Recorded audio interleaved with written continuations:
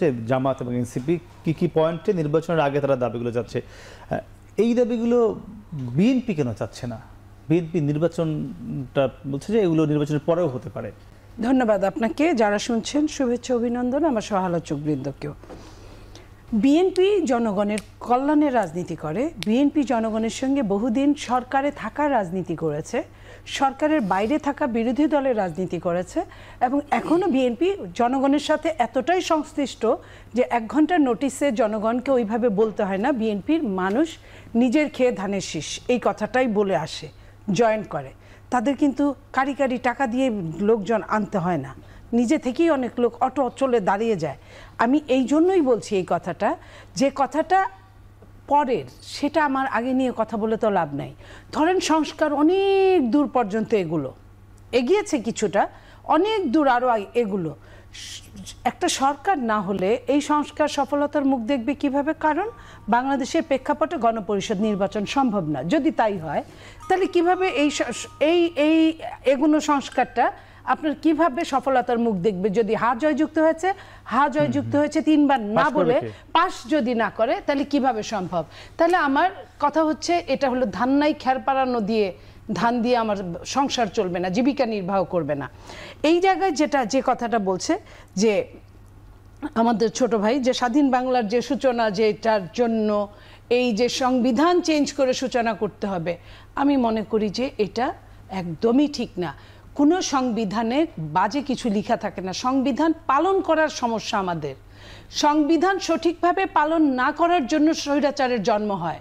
সংবিধানে আরও যদি জিনিস থাকে, যেমন আমরা এখানে 4জনই মুসলিম, আমাদের মেন ধর্মগ্রন্থর নাম কোরআন শরীফ, এটা আমরা বলার আগে পবিত্র বলি। সারা পৃথিবীর মানুষ কি সেটা মানে? আমরা মানি, সারা পৃথিবী তো মানে না। তার মানে কি এটার জন্য কোরআন শরীফ, পবিত্র কোরআন শরীফের দায় আছে? দায়টা হচ্ছে যারা মানে না, এবং তাদেরও যুক্তি আছে যে সে তো এটাকে মন থেকে নেয় না, সে তো এই ধর্মের মানুষ না। সো দ্যাট যে মানলো না সংবিধান, প্রবলেমটা তার। এইখানে সংবিধানে আমি নারী, তারা পুরুষ, মানে প্রবেশ দ্বারটাই খোলা রাখতে চায় না। আমি বলছি এটা হচ্ছে মাথা ব্যথার জন্য মাথা কেটে ফেললে মানুষটা তো বাঁচবে না। আমি ওই কথা বলতে চাচ্ছি। এইখানে বিচার মানি তাল গাছটা আমার, এই কথাটা আমাদের ছোট ভাইরা বলে। এই জায়গাটায় আমি বলতে চাই যে সংবিধান অতীতে যে ঘটনাগুলো ঘটেছে, আপনার এনভায়রনমেন্টের অনুযায়ী সংবিধানের সংশোধনী এসেছে। সরকার কখনো নিজের প্রয়োজনে নিজের পক্ষে রাখার জন্য কিছু সংশোধনী করেছে, সেটা আবার আরেকটা সরকার আসার পরে ওই সংশোধনী বাতিল হয়ে আবার আরেকটা সংশোধনী হয়েছে। এখানেও হয়তো কোনোটায় যদি আমাদের সমস্যা থেকে থাকে, সেখানে সংশোধনী আসতে পারে। কিন্তু আমি মাথা ব্যথার জন্য মাথা কেটে ফেলে দেওয়ার লোক না। আমি 72-এর সংবিধানের মধ্যে এমন কিছু নয়, আর 72-এর সংবিধান মানে মুজিববাদ না। 72-এর সংবিধান বাংলাদেশের এবং বিশ্বের বিভিন্ন নামি দামি দেশগুলোকে ফলো করে, সবাই তো ফলোই করে, সবাই তো, কেউ তো নিজে নিজে রচনা করে না। কোন দেশে কোনটা ভালো কাজ করছে সেটা ধরে নিয়ে কিন্তু কাজ করছে। আমার কথা হচ্ছে পাপকে ঘৃণা করো, পাপীকে না। কেউ যদি অন্যায় করে থাকে তার শাস্তি হোক, কিন্তু এইখানে যে দলিলটা আছে সংবিধান পুরোপুরি রাখার পক্ষে আমি, যেইখানে সমস্যা ছাড়া তো আমি সংশোধনের পক্ষে না। সেখানে সংশোধনের জন্য আপনি অফার দিতে পারেন, সেটা নিয়ে চুলচেরা বিশ্লেষণ চলতে পারে রাজনীতিবিদদের মধ্যে, বিভিন্ন দলের মধ্যে, কিন্তু সংবিধান পুরাই ছুঁড়ে ফেলে দিবে এই স্পর্ধা, আমি এটাকে স্পর্ধা মনে করি। পুরো ছুঁড়ে ফেলে দিয়েছেন নাকি সংশোধন? এটা তাদের এক সময়ের কথা ছিল, এরকম মঞ্চে মাইকে বক্তৃতায় আমরা শুনেছি নতুন সংবিধান ছুঁড়ে ফেলে দেওয়া। সংবিধান একটা পবিত্র জিনিস। আমি যদি আমার দেশের নাগরিক হই, এই দেশ যদি আমার মা হয়, তাহলে এই সংবিধানটা আমার অস্তিত্ব, আমার অস্তিত্বটাকে আমি ছুঁড়ে ফেলে দিতে রাজি না। দেখেন, এটা একটা টার্মিনোলজিক্যাল ডিবেট। দেখেন কেমন, আমরা কিন্তু বারবার বলেছি, মানে দেখেন আপনি ঠিক কোনটার সাথে ভাইস ভার্সা করছেন বা কোনটাকে কোনটার মুখোমুখি করছেন। আচ্ছা, আপনি কি পৃথিবীর ইতিহাসের দিকে যদি তাকান, বিভিন্ন দেশগুলোর দিকে তাকান, আপনি কি সংবিধানের পরিবর্তন দেখেন নাই? মালয়েশিয়ায় 20তম সংবিধান এখন চলছে, গণপরিষদ হয়েছে, এবং অসংখ্য দেশ আপনার প্রয়োজনে সংবিধান পরিবর্তন করেছে। মানে আমরা এমনভাবে পুরো জিনিসটাকে ব্রিফ করি বা সামনে রাখি যে সংবিধান, 72-এর সংবিধান হচ্ছে বাংলাদেশের জন্য কোরআন শরীফ। আমি যদি এটা বলি, আমি একটু শেষ করি আপা।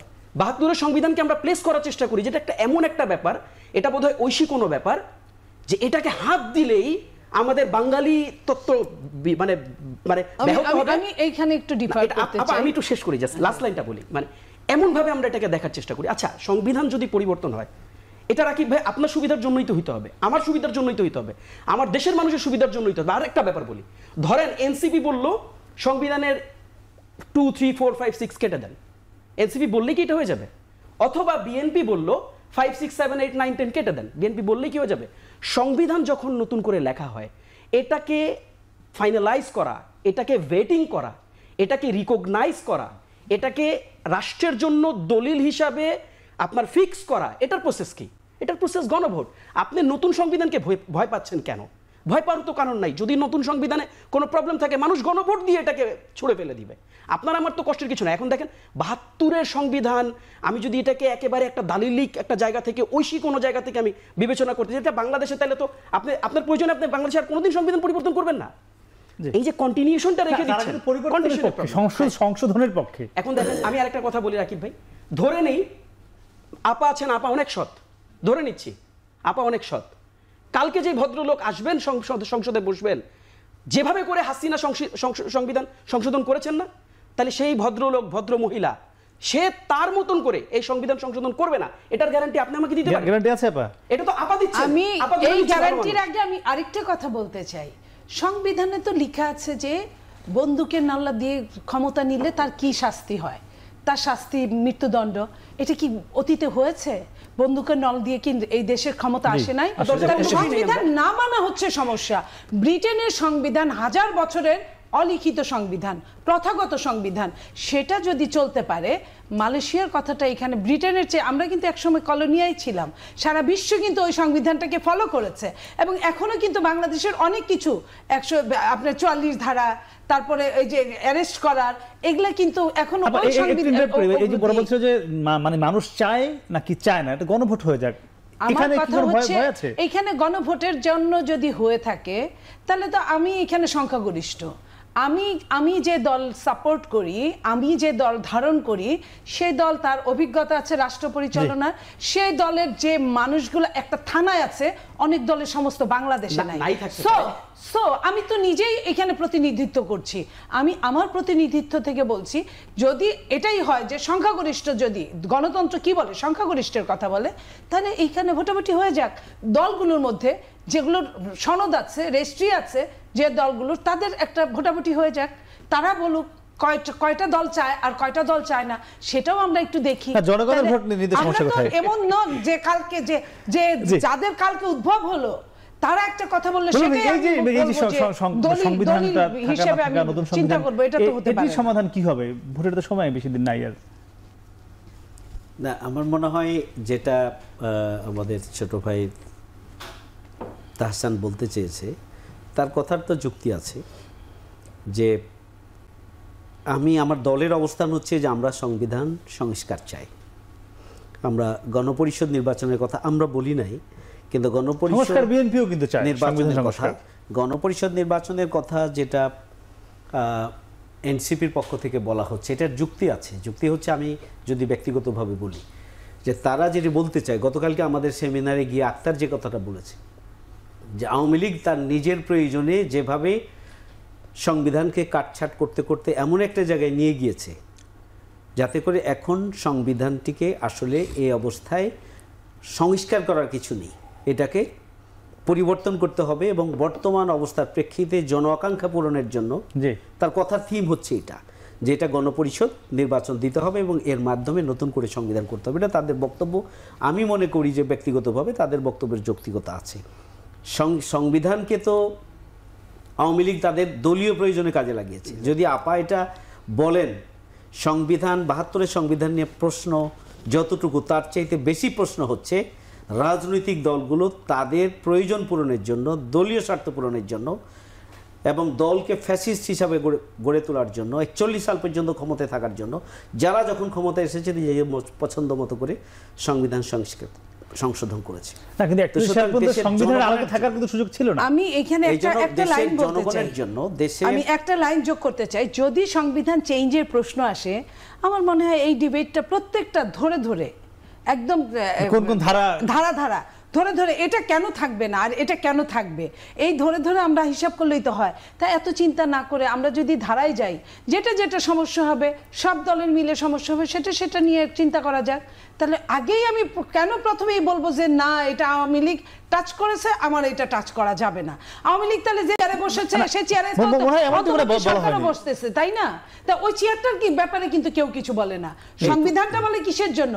এখানে অনেকগুলো কাহিনী আছে। এখানে স্বাধীনতা, প্রথম স্বাধীনতা, দ্বিতীয় স্বাধীনতা যারা বলে তারাই ওই ফ্রান্সের মতো ওই হিসাবটা করতে চায়। আমরা তো ওইটা চাই না, আমরা তো এটা স্বাধীনতা চাই। আমার কথা শেষ হয়নি অবশ্য, ছোট্ট করেই আমি যেটি বলছি যে আপা যেটি বলেছেন যে বড় দল হিসাবে তা আমরা তো আমাদের জায়গা থেকে জনগণের প্রতিনিধিত্ব করছি। যদি জনগণের প্রতিনিধিত্ব বিএনপি করে থাকেন তাহলে তো জনগণের সমর্থন পক্ষে আছে কি না আছে সেই জন্য একটা গণভোট হয়ে যেতে পারে, সেটা কি ভয় পাওয়ার তো কোনো কারণ নেই। কিন্তু আমরা দেখছি যে বিএনপি গণভোটকে ভয় করছে, এটা সঠিক না। এক, 2 নম্বর হচ্ছে যে 15 বছরে 15.5 বছরে বাংলাদেশে কোনো নির্বাচন হয়নি। 35 ইয়ার্স ওল্ড যারা 35 বছর বয়স তারা 15 বছরে 20 বছরে তারা ভোট দেয়নি।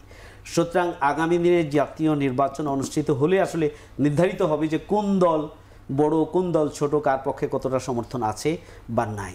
থার্ড হচ্ছে যে এনসিপি নতুন দল, আমি তাদের পক্ষে এই জন্য বলছি না, তবে তাদেরকে আমাদের সম্মান করা উচিত।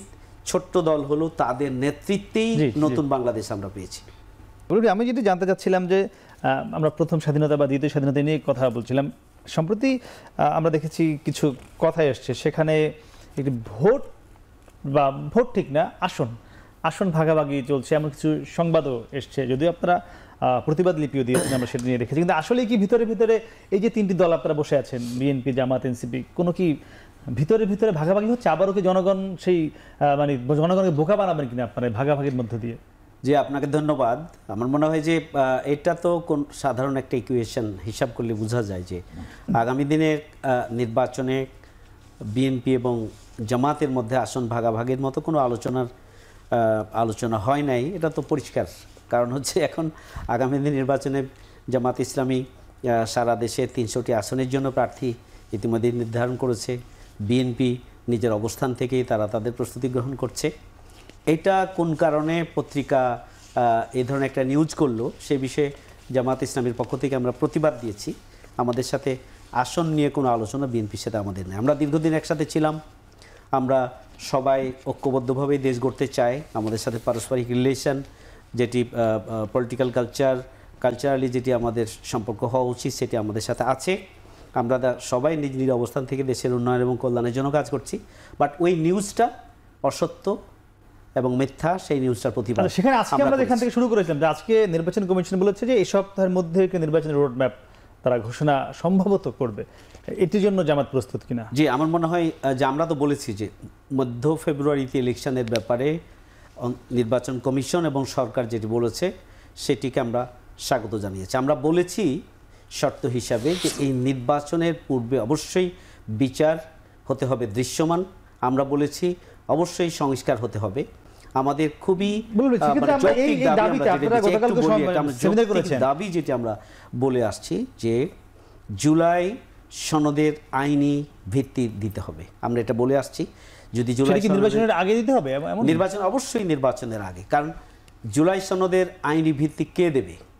এই সরকার যে মানে উইল অফ দি পিপল, জনগণের যে অভিব্যক্তির প্রেক্ষিতে এই সরকার বর্তমানে ক্ষমতায় আছে, এই সরকারকেই জুলাই সনদের আইনি ভিত্তি দিতে হবে। আইনি ভিত্তি দেওয়ার জন্য 3টা গুরুত্বপূর্ণ পন্থা রয়েছে। তার মধ্যে একটা পন্থা হচ্ছে যে প্রেসিডেন্সিয়াল, যেটা অর্থাৎ যেটা রাষ্ট্রপ্রধানের পক্ষ থেকে প্রক্লেমেশন, যেটা প্রেসিডেন্সিয়াল প্রক্লেমেশন।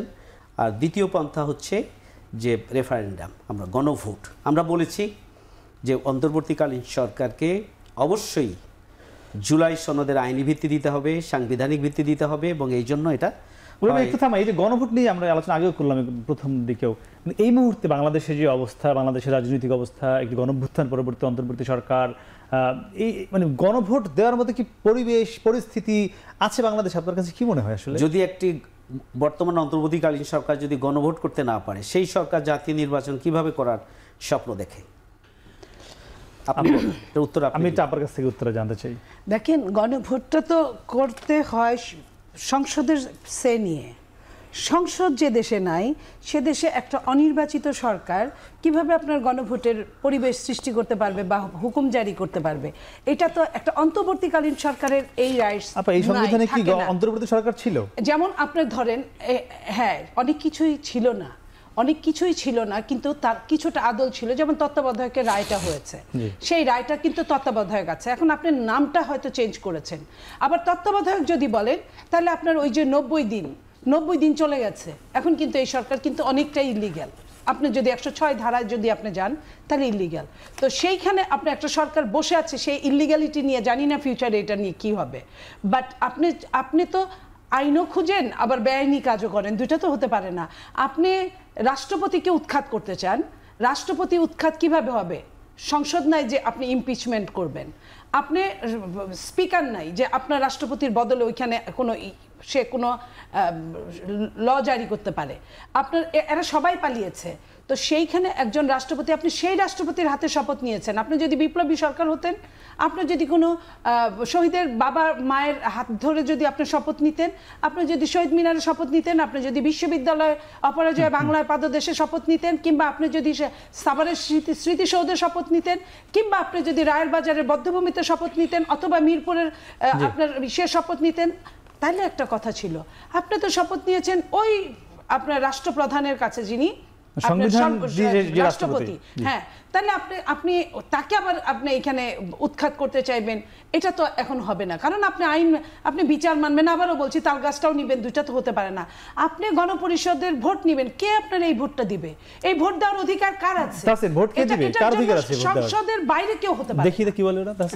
দেখেন, এটা বুলবুল থেকে শুনে নিতে পারেন, সমস্যা নেই। না, বলেন, আমরা যাব। ঠিক আছে, এই লাইনটা শেষ করি। বুলবুল ভাইয়ের বনসাই প্রজাতির নাম হচ্ছে এনসিপি। তা বুলবুল ভাই যা বলবে এনসিপি তাই বলবে। আচ্ছা, শুনি। না, ঠিক আছে। মানে আপা, আসলে আমি জানি না আপা এটা আদর করে বলেন কিনা, একটু বেশি আদর করে বলেন কিনা। দেখেন, এই যে বড় দল ছোট দলের যে বিতর্কটা, হ্যাঁ, এটা হচ্ছে কি, এটাকে আমরা বলি হচ্ছে ওভার কনফিডেন্স। আপনি সবসময় ওভার কনফিডেন্স ওয়ার্ক করে না, কিন্তু কখনো কখনো ওভার কনফিডেন্স বাংলাদেশের জনগণের মধ্যে কিন্তু এই টেন্ডেন্সি আছে। এবং আপনি দেখবেন বেশ কিছু প্রিভিয়াস জরিপগুলোর দিকে আপনি যদি তাকাবেন, বাংলাদেশের সুইপিং ভোটার কিন্তু এখন অনেক। সেকেন্ড অফ অল বাংলাদেশে একটা বড় সংখ্যক ভোটার যারা ইয়াং জেনারেশন, যারা এই যে পুরাতন ধারার যে সিস্টেমেটিক পলিটিক্স, হ্যাঁ, ওই লোক জড়ো করার মধ্যে বীরত্ব দেখানোর যে পলিটিক্স, অসংখ্য লোক হইলেই সেই দল অনেক বড়, এই যে টেন্ডেন্সির যে পলিটিক্স, এই টেন্ডেন্সি পলিটিক্সকে হেট করে, শুধু মানে অপছন্দ তো করে, খুব তীব্রভাবে অপছন্দ করে। কাজেই আমার কাছে যেটা মনে হয় যে পলিটিক্সে এখন আর কোয়ান্টিটির খেলা কিন্তু কমে গেছে, মানে পলিটিক্সে এখন শুরু হয়েছে কোয়ালিটির খেলা। আপনি খেয়াল করে দেখেন, অসংখ্য মানুষ দুদু ভাইকে অপছন্দ করে। সরি, আমি নাম নিয়ে বললে, ওনাকে সম্মান করি আমি যথেষ্ট, কিন্তু তারেক রহমানকে কেন পছন্দ করে? Because of his way of address. উনি জানেন তারুণ্যের ভাবনাটা কেমন, কোন কথা বললে তরুণ খাবে। কিন্তু যারা বলে যে ভাষাটা সে দিব ছোট দল, তাদেরকে কিন্তু মানুষ প্রত্যাখ্যান করে। আবার এদেরকে থামাইতে গিয়ে তারেক রহমানকে চিঠি লিখতে হয় যে এই ধরনের কথা বইলো না, কারণ তারেক রহমান বুঝতেছে যে এই ধরনের কথার মাধ্যমে তাদের ভোট কমতেছে। কাজেই মানে আমার সহ আলোচক আমি যথেষ্ট শ্রদ্ধা করি, তিনি যদি এই কথাগুলো তারা যদি বলেন, আমরা তো খুব ছোট, আমরা ছোটই নিজেদেরকে বলতে স্বাচ্ছন্দ্য করি, আমরা বড় বলতে স্বাচ্ছন্দ্য করি না। কারণ আমাদের কাছে মনে হয় যে আমরা যত রাজনীতি করতে নামছি, আমরা যত নত হব, আমরা তত উন্নত হব, এটা আমাদের বিশ্বাস। আমাদেরকে মানুষ বলবে বড়, আমরা নিজেরা নিজেদেরকে বড় দেখি না, কিন্তু সেটা আপনি দেখেন না পলিটিক্যাল স্পেসের বক্তব্য, সেটার কন্ট্রাডিকশন, সেটার কাউন্টার, সেটার একটা ডিফারেন্ট ফিলোসফি আছে, সেটা হয়তো ভিন্ন কারণে আপনি দেখেন না, তবে আমাদের ফিলোসফিটা হচ্ছে এটা। কাজেই দেখেন, আমাদের একটা ছোট্ট পরামর্শ থাকবে ছোট জায়গা থেকে, নিজেকে বড় বললেন না, জনগণ ভোট দিবে, জনগণ কি স্পেস দেন, জনগণ আপনাদেরকে ভোট দিয়ে বলুক আপনারা বড়, এটা একটা প্রথম কথা।